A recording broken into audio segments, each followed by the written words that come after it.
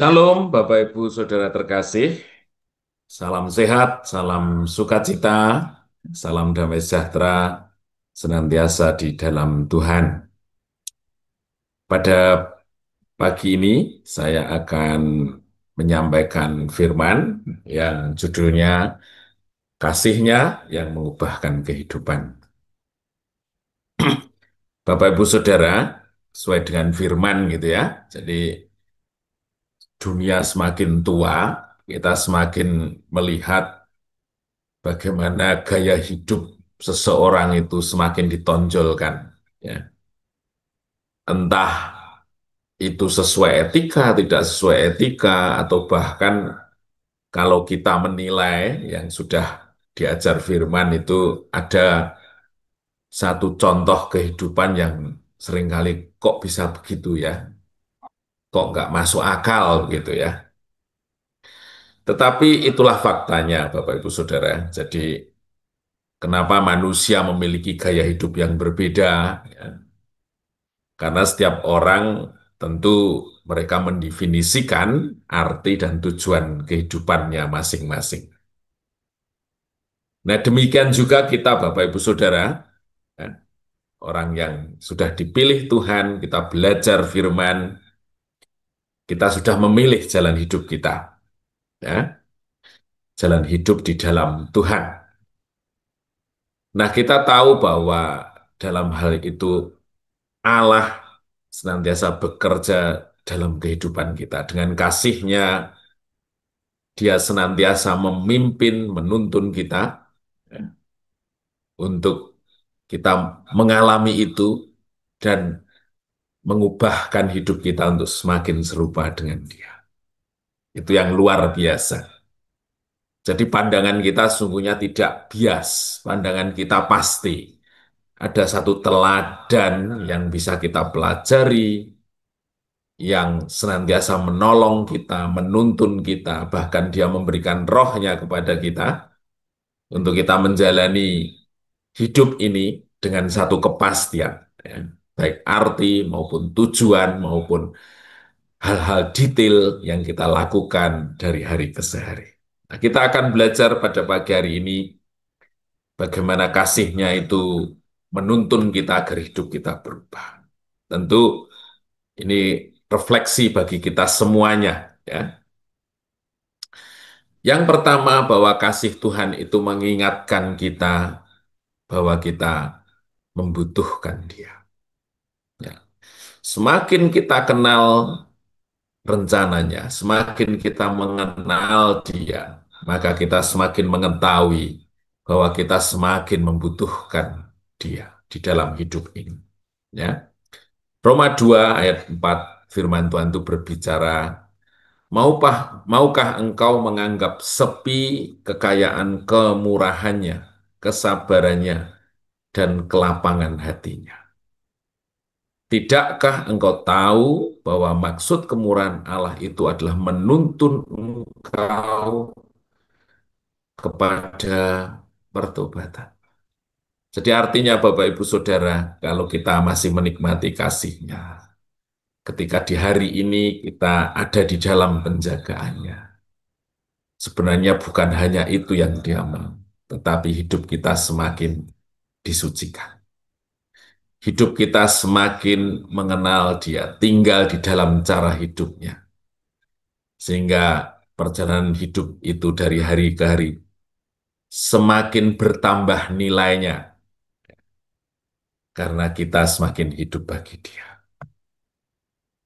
Nah, refleksi bagi kita, saudaraku, ya, masih adakah hal-hal tabiat kebiasaan kita yang perlu diubahkan oleh kasih Tuhan itu?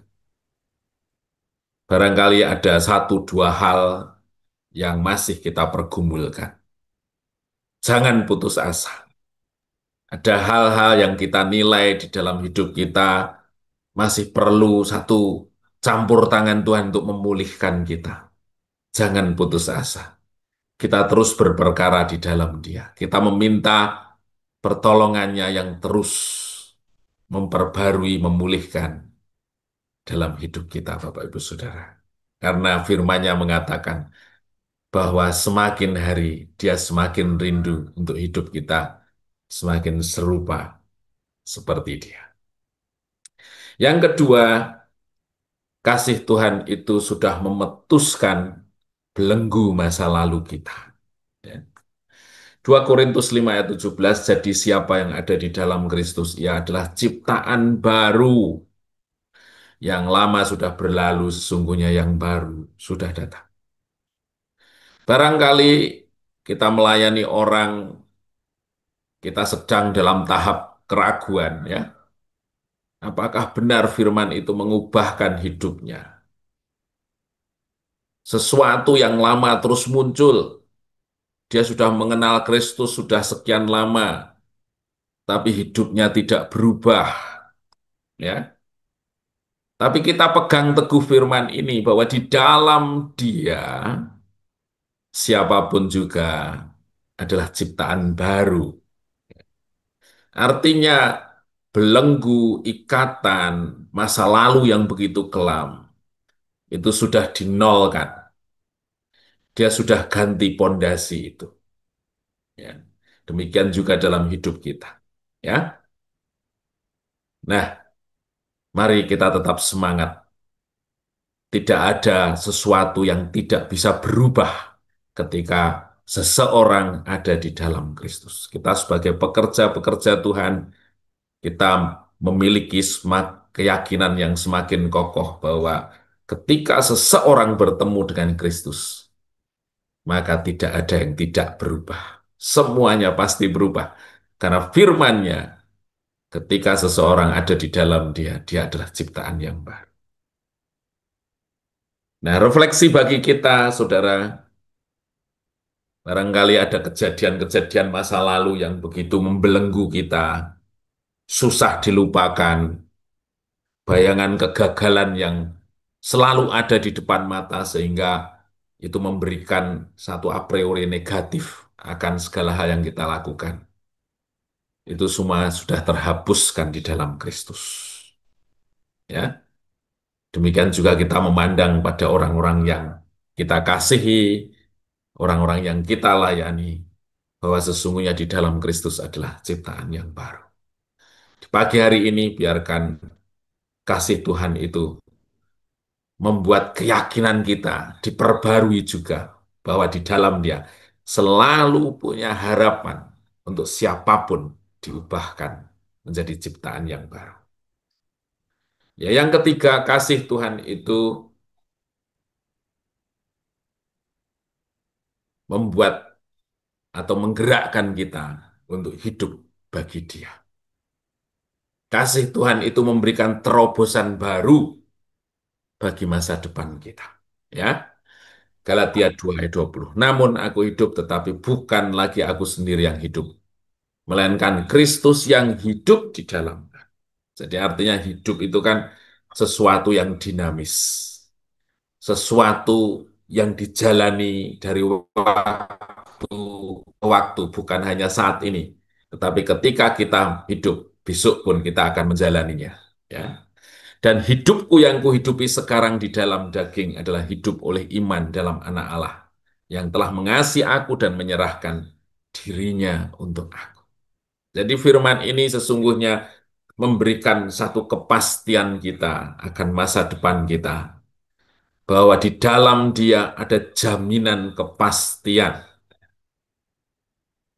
Di saat-saat ini tentu siapapun juga perhatiannya sedang berpaling pada kasus Israel dan Iran, ya, campur tangan Amerika terhadap Iran. Negara-negara besar sedang menahan diri atau bahkan punya rencana untuk ikut di dalamnya, dan di dalamnya ada potensi akhir dari dunia ini. Karena kalau senjata nuklir terlibat, mau nggak mau kita yang jauh pun pasti akan terasa dampaknya, Bapak Ibu Saudara. Itu luar biasa ya kekuatannya. Orang semakin takut akan masa depannya.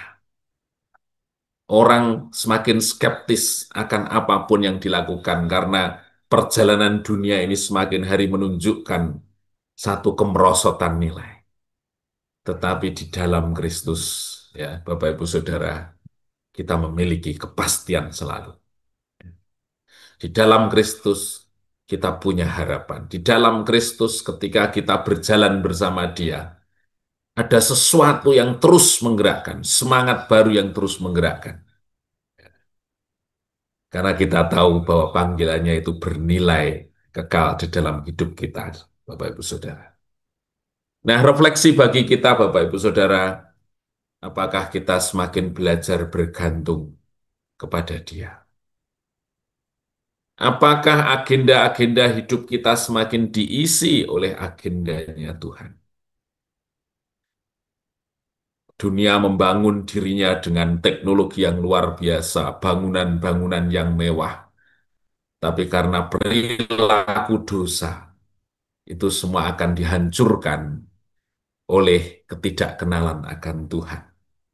Jadi dunia ini membangun, membuat potensinya luar biasa, tapi akhirnya suatu saat dihancurkan lagi.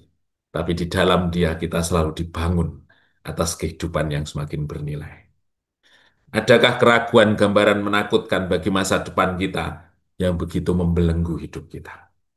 Di dalam Kristus, Bapak Ibu Saudara, selalu ada kepastian. Kita berjalan bersama Dia yang senantiasa menopang hidup kita. Terpujilah nama Tuhan, biarkan firman di pagi hari ini menumbuhkan satu gairah yang baru untuk kita semakin melayani Tuhan, semakin hidup di dalam Dia. Karena nilainya terus diubahkan, nilainya semakin dibuat berarti oleh karena kasihnya yang dilimpahkan sebagai anugerah yang terbesar di dalam hidup kita semuanya. Terpujilah nama Tuhan, mari kita berdoa.